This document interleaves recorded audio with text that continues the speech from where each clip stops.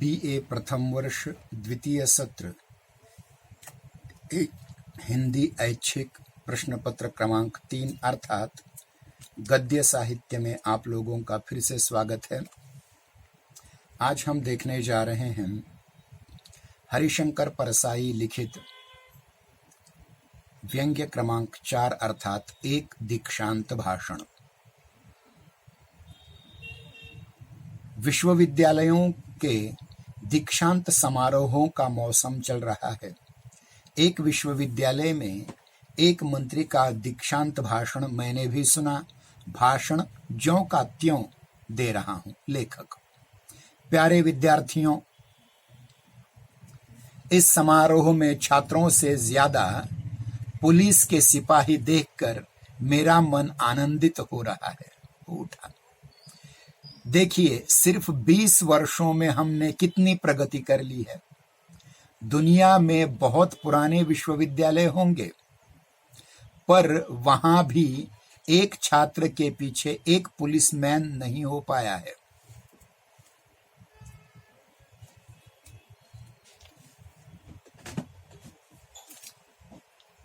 शासन को तो इस प्रगति का श्रेय है ही, आप लोगों को भी कुछ कम श्रेय नहीं है।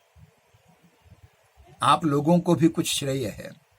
मैं तो उस दिन की कल्पना कर रहा हूं जब आप लोगों में से हरेक के बाथरूम में एक सिपाही होगा। अगर शासन और छात्रगण परस्पर सहयोग करते रहें और दोनों ने प्रयत्न किए तो वह दिन भी दूर नहीं है जबकि उपकुलपति के आसन पर पुलिस थानेदार विराजमान होगा। आप इस दिशा में जो प्रगति कर रहे हैं उसकी मैं प्रशंसा करता हूं।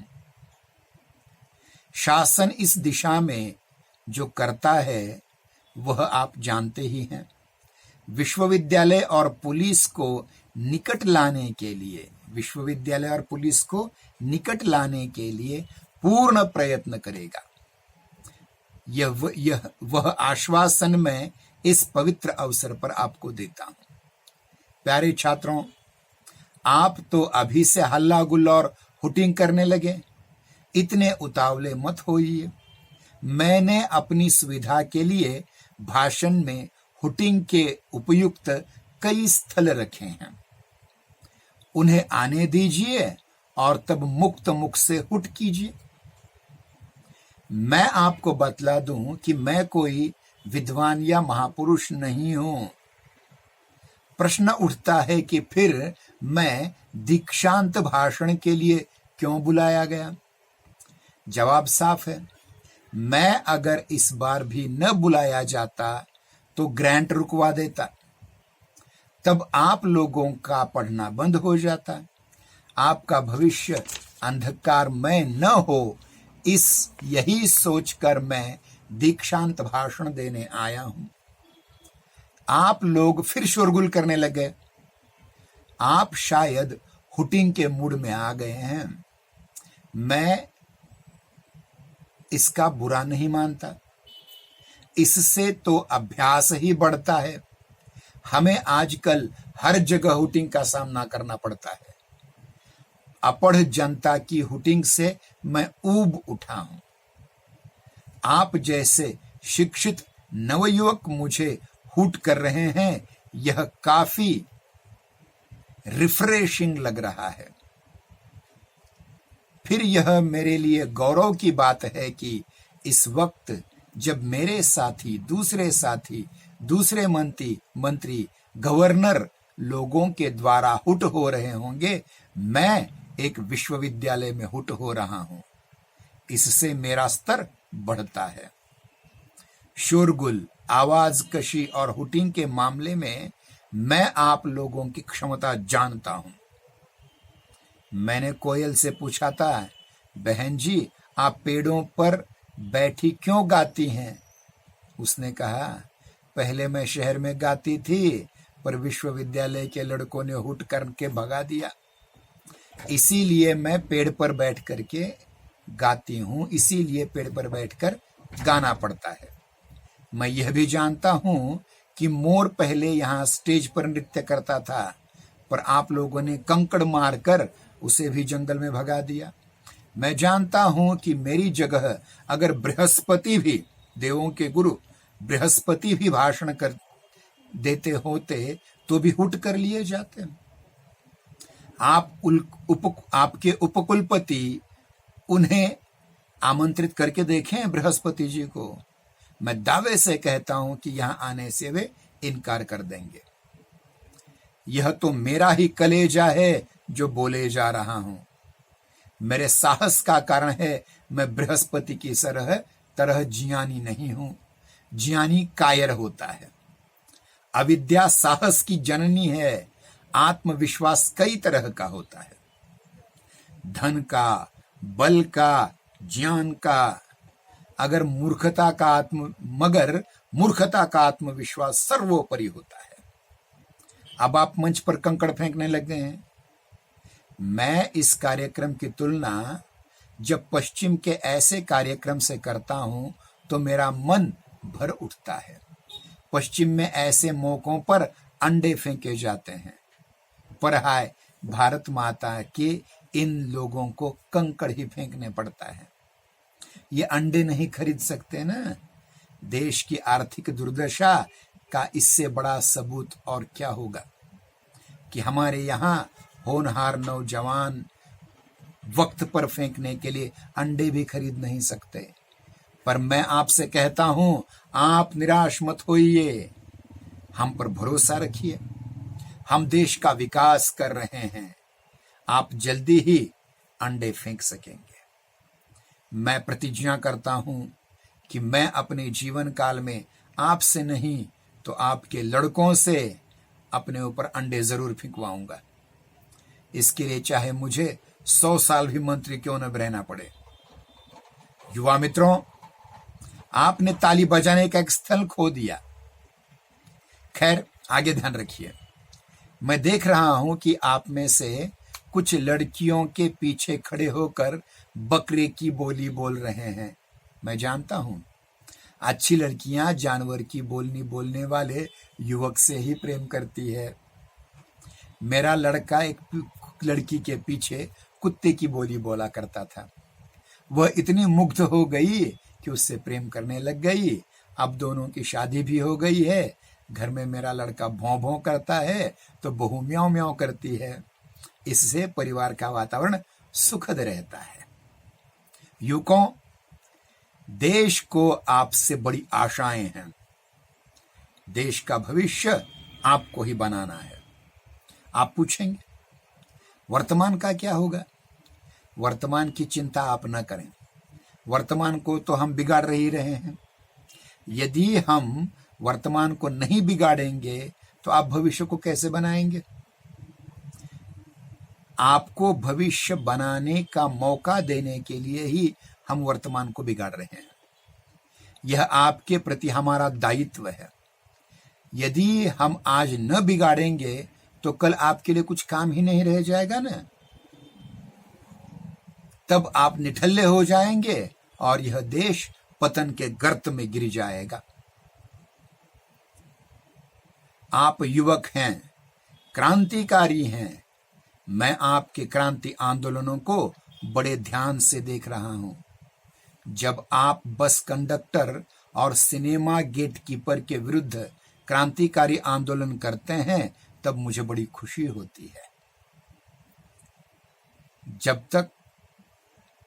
जब तक आप बस कंडक्टर और सिनेमा गेट कीपर के विरुद्ध क्रांतिकारी आंदोलन करते रहेंगे, हम सुरक्षित रहेंगे। मैं आपसे अपील करता हूं कि इन्हीं के खिलाफ आंदोलन करते रहें। जिस दिन आप बुनियादी परिवर्तन के लिए आंदोलन करेंगे, उस दिन हम उखड़ जाएंगे। इसलिए आप सच्चे क्रांतिकारी बने। सच्चा क्रांतिकारी कंडक्टर, गेटकीपर, चपरासी वगैरह के साथ संघर्ष करता है। अब मैं आपको कुछ संदेश देता हूं। हर आदमी को जीवन के सत्य को पकड़ लेना चाहिए और उसके लिए हर कर्तव्य करना चाहिए। मैंने समझ लिया है कि मेरे जीवन का सत्य मंत्री बनना था। मंत्री बनना है। इस सत्य को मैंने कभी नहीं छोड़ा। इस सत्य के लिए मैंने ईमान, धर्म सब का परित्याग कर दिया है। सत्य के लिए बड़े से बड़ा त्याग करना पड़ता है, मैंने किया। और आप जानते हैं कि सत्य मुझसे कभी नहीं छूटा। किसी भी पार्टी का मंत्रिमंडल हो, मैं जरूर मंत्री रहा। जिसका मंत्रिमंडल बना, मैं उसी का ही हो गया। सत्य को इसी तरह दांतों से पकड़ा जाता है। आप मेरे आदर्श पर चलें। विश्वविद्यालय के जीवन में आप यदि तय कर लें कि आपका सत्य डिग्री लेना है, तो इसके लिए पेपर आउट या नकल नकल से लेकर अध्यापक से मारपीट तक करें। सत्य से बड़ा कुछ नहीं होता, कुछ नहीं है। मेरा दूसरा संदेश यह है कि आप लोग राजनीति में भाग न लें। अगर आप राजनीति में आ जाएंगे तो हमें राजनीति छोड़नी पड़ेगी ना। आप लोग चरित्रवान बने। अगर आप चरित्रवान न बनेंगे तो हमें बनना पड़ेगा। और हमारी अब चरित्रवान बनने की उम्र नहीं रह गई। आप त्यागी बने। आप त्यागी न बनेंगे तो मजबूर होकर के हमें त्यागी बनना पड़ेगा। इसमें कितना क्लेश होता है, इसे आप कच्ची उम्र के लड़के नहीं समझ सकते।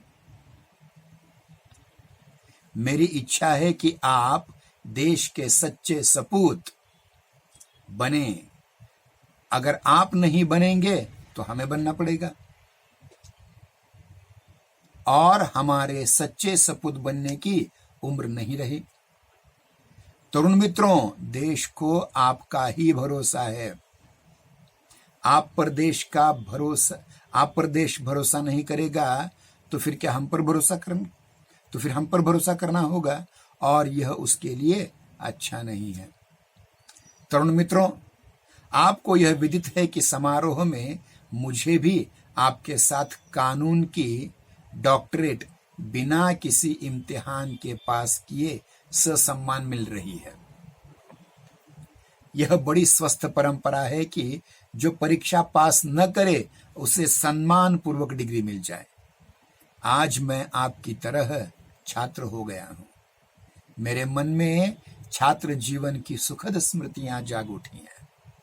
किसी कवि ने कहा है ना, आहा छात्र जीवन भी क्या है, क्यों न इसे सबका मन चाहे। डॉक्टर बनने की इच्छा मेरे बचपन में ही थी, पर अक्ल ने साथ नहीं दिया। यह इच्छा आज पूरी हो गई है। यह इच्छा आज पूरी हो रही है। मैं जानता हूं कि यदि मैं मंत्री न होता तो कानूनी डॉक्टर क्या, कंपाउंडर भी मुझे कोई नहीं बनाता। ओम शांति शांति शांति। अब देखिए मित्रों, इस व्यंग्य में हरिशंकर परसाई जी ने विश्वविद्यालय में जिस प्रकार से मंत्रियों का आना जाना होता है, जिस प्रकार से दीक्षांत भाषण, जिसको पदवी प्रदान समारोह हम कहते हैं, उसमें किस प्रकार आकर क्या बोलते हैं, उन्हें क्या बोलना चाहिए या नहीं बोलते तो भी उनके मन में क्या होता है, इसका बहुत ही सटीक और सुंदर वर्णन यहाँ हरिशंकर परसाई जी ने किया हुआ है। और इस बात का भी आपको पता चल गया होगा कि विश्वविद्यालय हो, सरकार हो, महाविद्यालय हो, इन सब में राजनीति का कितना महत्व है। आज हम रुक जाते हैं यहीं। अगली वीडियो में हम अगले पाठ की ओर रुख करेंगे, राम सिंह की ट्रेनिंग। तब तक के लिए धन्यवाद। जय हिंदी, जय नागरिक।